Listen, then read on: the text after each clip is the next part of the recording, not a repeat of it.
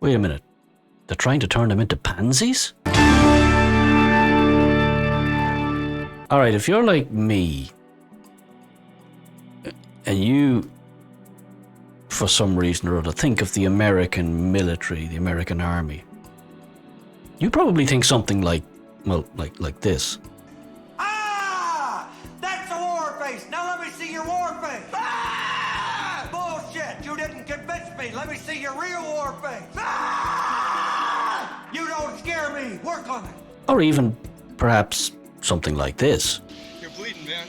I ain't got time to bleed. So as somebody, an outsider, i.e. not an American citizen, that was my impression, my view of the American Army, the U.S Army.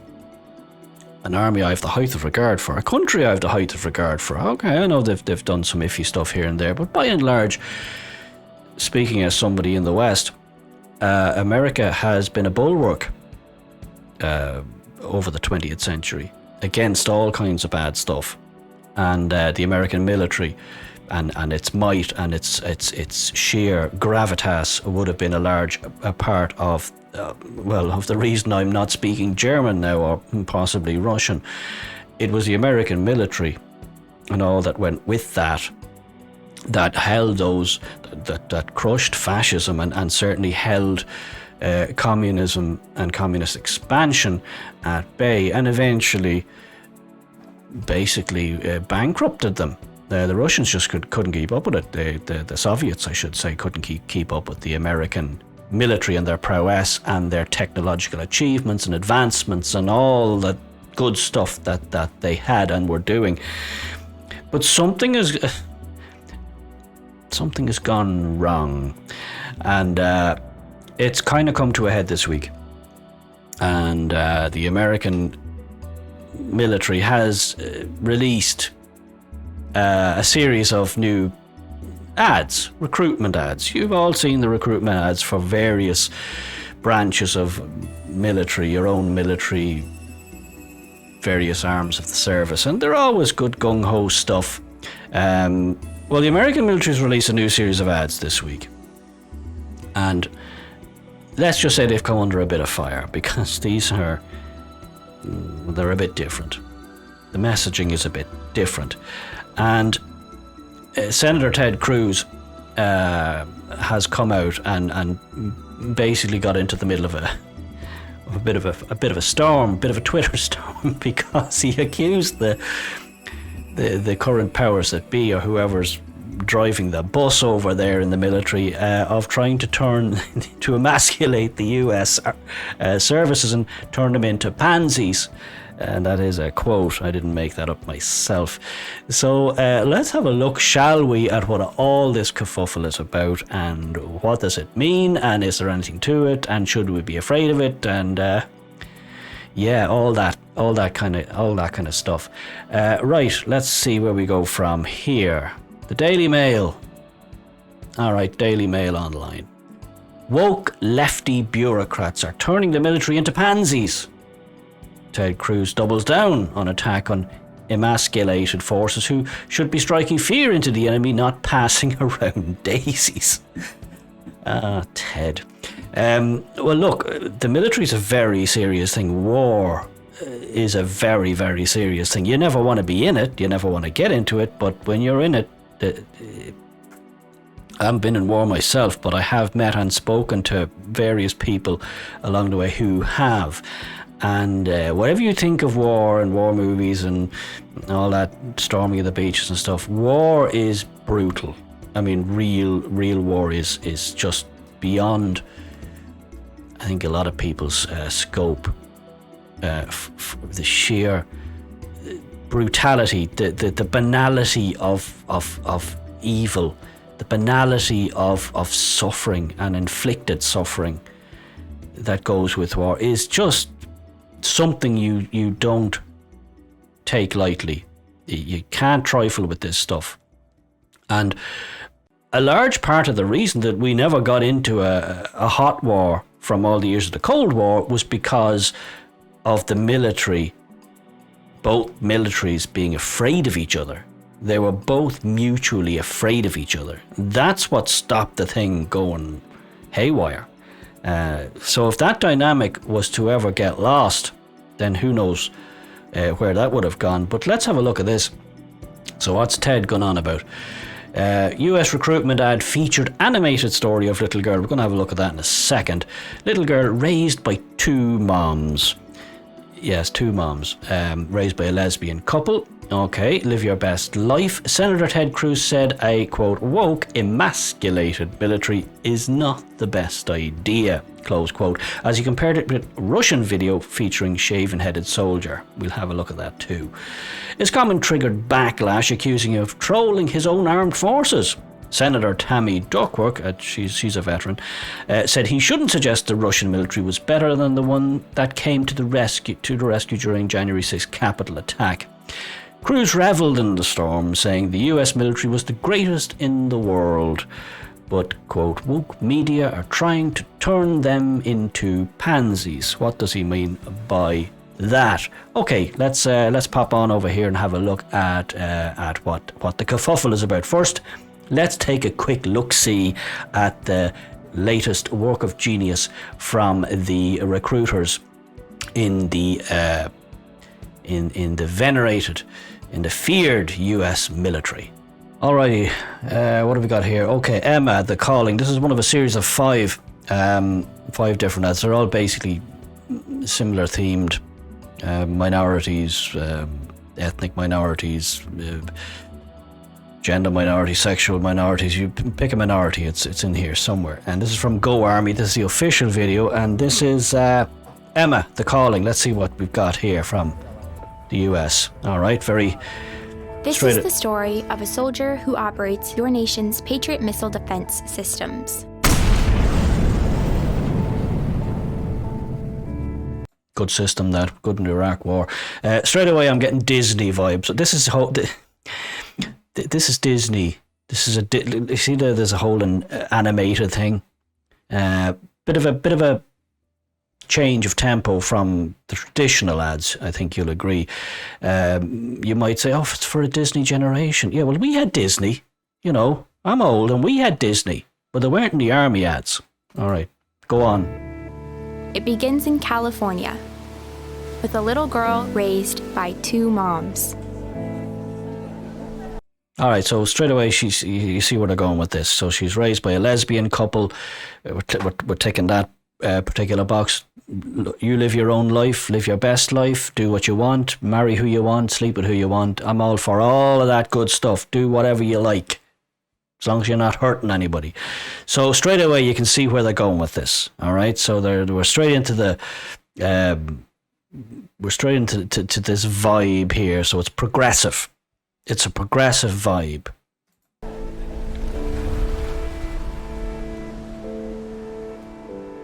Emma. Good name. Although I had a fairly typical childhood. No, you didn't. Took ballet, played violin. I also marched for equality. I like to think I've been defending freedom from an early age. All right, hold on a second. Number one, I'm getting she's obviously a cosseted, coddled, middle-class American kid. Nothing wrong with that. Plenty of them. She's not come from a typical home, so that's disingenuous. Two, this whole, I marched for LGBT rights or women's rights or whatever, gay rights and all this stuff in California. And that's somehow stunning and brave, and you really are in the storming the Bastille type vibe there. You're not. No, if you were doing that on the streets of Tehran, if you went to Islamabad and you marched for gay rights or you marched for women's rights, where there is a need for that, then you would have my utmost respect. I would be clapping for you 24/7. Marching up and down the main street of any American city in this day and age, or a European city in this day and age, for any of those causes, I'm sorry, you're pushing an open door there. That's not hard. You're not storming the trenches. You're not storming the beaches of Normandy there. That in no way in no way in my book qualifies you to go to war. If you think that was a struggle, boy, you're in for a shock if you ever get into combat. Anyway, go ahead. When I was 6 years old, one of my moms had an accident that left her paralyzed. Doctors said she might never walk again. But she tapped into my family's pride to get back on her feet, eventually standing at the altar to marry my other mom. With such powerful role models, I finished high. What has this got to do with anything? One of our mothers got sick once and had a bad. Okay, you know, that stuff like that happens all the time to everybody. We all go through stuff like that. I mean, it's great that she overcame it and got to walk up the aisle and all that sort of stuff. Great, but what the hell's that got to do with? No. High school at the top of my class, and then attended UC Davis, where I joined a sorority full of other strong women. But as all I'm saying here, did she ever meet any men at all, anywhere? Seems like she's just spent her whole life being surrounded by women. Look, I'm not saying you can't. I mean, you go girl and slay queen and all that stuff, but not very balanced is all I'm saying. This is not a very balanced, I'm not getting a balanced vibe out of this. And I don't know if that's good or not, but I always think balance is better than not balanced. Graduation approached, I began feeling like I'd been handed so much in life. A sorority girl stereotype. You have. Sure, I'd spent my life around inspiring women. But what had I really achieved on my own? One of my sorority sisters was studying abroad in Italy. Another was studying abroad in Italy, and that's an achievement. Lucky, well for you, that had the money. Climbing Mount Everest. I needed my own adventures, my own challenge. And after meeting with an Army recruiter, I found it. A way to prove. Just as a side note, the American military, and probably a lot, I don't know if it's worldwide, but certainly in the States, they've had an ongoing debate for a number of years now about lowering and having to lower all the standards for introduction to pass the medicals, to pass the fitness tests. They've had to scrap them all and lower them in this drive to get more equity going, to get more women into the service, to get more people who otherwise wouldn't have been able to get in. And there has been a debate going on in America where people like Emma here, in the old days, she just wouldn't have been able to do the amount of press-ups, the amount of push-ups, the amount of whatever the hell they had to do. Again, she there's no way, I'm guessing, she would have been able to get anywhere near that. I think I don't know what the stats are, but there's a tiny minority. It's a physical thing. Men are just physically stronger. I'm not ragging on women here. This is just a fact of Mother Nature. Go talk to Mother Nature about it if you don't like it. But so that's been an ongoing debate. So I'm guessing she is a beneficiary of that policy, of that lowering. Anyway, go ahead, Emma. Keep going. My inner strength, and maybe shatter some stereotypes along the way. I'm U.S Army Corporal Emma Malone Lord, and I answered my calling. All right, Emma Malone Lord. Is that a name? Good for you, and you're following your calling. But here's the thing: the military is a very, very serious business, and it has to do a very, very serious job. It's not a place to go find yourself or to I don't know, make a statement about diversity. It's about a bunch of bad people who hate you coming over the hill screaming with AK-47s or rifles or bayonets. They're coming and they want to take all your stuff and they want to kill your nearest. And that's what war is. It's brutal. It's visceral. And that should be the only focus any military has. Who can we put up in the way of, should that ever happen, in the way of that situation, to ensure that situation doesn't overcome us, overwhelm us. And I'm picking up a vibe from this whole thing there, where this is all Disney princess stuff. This is the way American society seems to be going. It's all about, oh, I'm so empowered, I'm so stunning and brave. I once marched with an LGBT march, and I even held a placard, and because that's the kind of brave person I am. I'm sorry. I've heard stories about what war is, and it's absolutely. I just hope she never has to actually be part of one.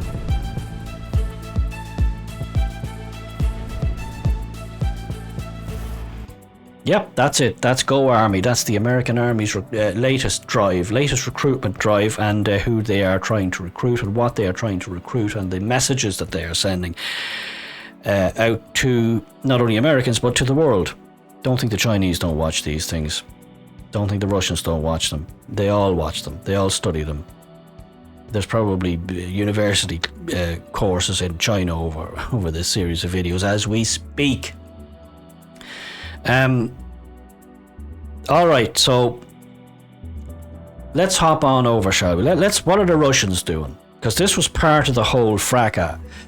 It was Ted Cruz calling this stuff out, saying, listen, is this the way we want to go? Is this the message we want to send out? Is this what we want to be portraying to the world about our military and what it's all about? And he took a bit of flack over it, and it's, as you can see, it's a different dynamic on any of the other recruitment videos you may or may not have seen over the years. They definitely did not look like this. So what are the Russians up to? That's the question. Well, let's hop on over and let's get the Russian take on recruitment, shall we? Okay, Boris, let's see what you've got for us. Let's see what market you're tapping into here. Это первый день твоей новой жизни. То, что было вчера, не имеет значения. То, кем ты был прежде, Typical lad. Никого не волнует. Теперь важно то, кем ты будешь сегодня. Что ты знаешь о себе? На что ты способен? Вопросы могут остаться без ответов, но разве ты сможешь потом спокойно спать? Узнать себя, познать границы своих возможностей. К черту границы. I wouldn't want to mess with him. Bit of a Schwarzenegger vibe coming off this. Let's go. Ты готов ломать себя до изнеможения. Каждый день здесь боль закаляет. Шрамы, повседневность. Это ты решил себе что-то доказать. Командир здесь только для того, чтобы ты мог увидеть в нем врага. Потому что без врага нет боя, а без боя нет победы. Something's telling me, just going on this, that the Russians haven't relaxed any of their entry standards. Just taking a wild guess there, but carry on, Boris. Но на самом деле, главный враг — это ты. Вчерашний ты. Твоя задача — выследить врага, догнать его, превзойти, стать лучше, чем он, и вернуться назад победителем. Потому что завтра первый день твоей новой жизни. Well, that's definitely a tale of two armies there. Two different takes on military life. I'm going to go with the Russians on this one. My money's on the Russians, because if a bunch of Boris there, Schwarzenegger Boris, comes over the hill screaming, brandishing an AK or a machete or a bayonet, and Emma Malone Lord and her sorority sisters are on the far side, I just think the Russians have it. The military is a very, very serious part of your society. Now, thankfully, especially here in the West, we rarely have to use it. I mean, a bit of peacekeeping here and there, but we don't know what war is anymore over here. And the Americans obviously don't know what war is, because if they had any inkling that that there was going to be a big fracas, I don't think they'd be going this direction. And it's probably because they haven't had to go this direction for so long that they can engage in this frivolity. And to me, it's, look, if you are recruiting, this is not a male-female thing or a gay-straight thing. This is just a best person for the job thing. If I'm getting a plumber in to fix my pipes, I want the best plumber I can get who can fix pipes. The military is a rough and tough game, and when things go south, you're the last thing standing between you and the wiping out of your society is the military. They are the last gasp chance you have, and why would you not want the absolute best people for the job? I mean, when bad men come screaming and yelling and running over that hill with brandishing all kinds of weapons, you want equally bad motherfuckers on your side ready to meet them. Ah! That's a war face! That's what I'd want. I'm just saying that's what I want. And I think... look, fair play to her. She's doing what she feels she should, and she's living her best life, and she's finding herself, and she's stunning and brave. But God, I hope she never has to get into a real war, because I know from having spoken to people who were in wars in various places in the world, it's not good for women. It's not at all good. And I'm talking civilians. It's not good. It can end up really, really badly. Imagine what they do to a captured female combatant. You don't have to be a rocket scientist to work this out. And that's... yeah. So Ted Cruz jumped into the middle of all this. Obviously, he's watched what we've seen there, and he tweeted out, "Holy crap, perhaps a woke, emasculated military is not the best idea." You see, he's got the picture of the plane there. And then he doubled down on that because he was getting a little bit of blowback, bit of backlash from the usual suspects. He came back out and said, "I'm enjoying lefty blue checkmarks losing their minds over this tweet, dishonestly claiming that I'm attacking the military. No, we have the greatest military on earth, but them politicians and woke media are trying to turn them into pansies. The new dem videos are terrible." And I believe the on the video that they put, there's a series of them. This is one of, I think, 5 videos, all similar themed. I believe the downvotes, the bad comments the negative comments were so bad that they had to disable the comments. That's never a good sign. Tammy Duckworth, okay, she's another senator, and she was a veteran. I believe she lost her leg or something. Some bad injury. Perhaps a U.S. senator shouldn't suggest that the Russian military is better than the American military that protected him from an insurrection. He helped foment. I don't know if he did, but okay. Ted Cruz attacks a U.S. soldier for telling her story. He says he prefers Russians. It wrote on his Twitter feed. Because Ted Cruz is a sedition-loving traitor. Oh, good Lord, who wrote that? Doesn't say.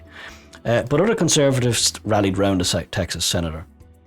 John Noonan, an advisor to Senator Tom Cotton, shared the video saying, "We are, quote, we are going to be the most tolerant military in history ever to lose a war," close quote. And Cruz himself revelled in the controversy he triggered as he continued to bait opponents. Yeah, we got that bit. All right, so interesting stuff. What do you think of that? That's the American military today. That's who's going to be facing off against possibly the Chinese. If I was to take a bet on it, not tomorrow, but at some point. And I'll tell you who's not buying that. I'll tell you who's not drinking that Kool-Aid. The Chinese. You've already seen what the Russians' take on it is. I can assure you the Chinese take is exactly the same. The Chinese, along with the Russians, they're only hiring what they feel are the best people for that role. Not the best men or women, the best people. And that's all you need. It's not about men, women, gay, straight, tall, short, fat, thin, black, white, nothing about any of that. Get me the best you have. Get me the best you have and train them good. That's all I need to know. Can you shoot straight? How fast can you shoot? And if somebody comes at you with a bayonet, can you take them? That's all I need to know. It's that simple. I don't need to know about what LGBT marches or whether you have two moms or two aliens or whatever the hell you have. I don't care. None of that matters. I don't care about any of that. None of that will matter. I guarantee you, when the bullets start flying and the bombs start dropping, none of that will matter a damn. Nobody will care that you had a placard supporting this or that, the other, or what college you went to, or what sorority you were. Nobody gives a shit. When things get bad, as war is, the baddest of the bad, then all that matters is who's the strongest. Everything else is immaterial, is irrelevant. So, I think I'd rather have this guy and a bit of this than a bit of that.